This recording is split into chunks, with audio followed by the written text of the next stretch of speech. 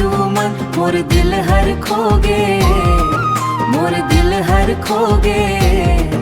तोर हासी के रोशनी मन मोर सपना संजोगे, मोर सपना संजोगे।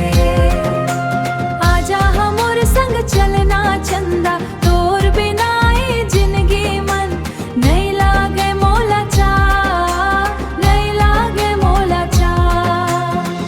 महुआ के छैहा माँ बैठ के बात करबो,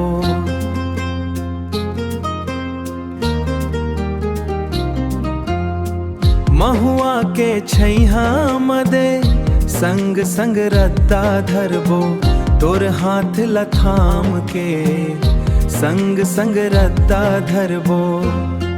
हवा धीरे धीरे गावे प्यार के मीठ गीत। तोर संग बिताए घड़ी लागे मोला प्रीत, लागे मोला प्रीत। तोर नैनन के जादू मन मोर दिल हर खोगे, मोर दिल हर खोगे। तोर हासी के रोशनी मन मोर सपना संजोगे, मोर सपना संजोगे। बरसत पानी के बूंदा तोरे याद ललाना नाय।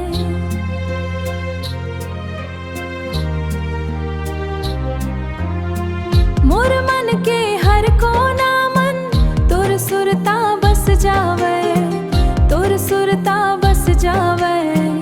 जन्म जन्म तक संगी, जन्म जन्म तक संगी तोर संग रहबो। प्यार के डोरीला कभू नहीं छोड़बो, नहीं छोड़बो।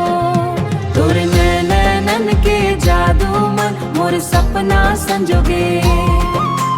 आजा हम मोर संग चलना चंदा,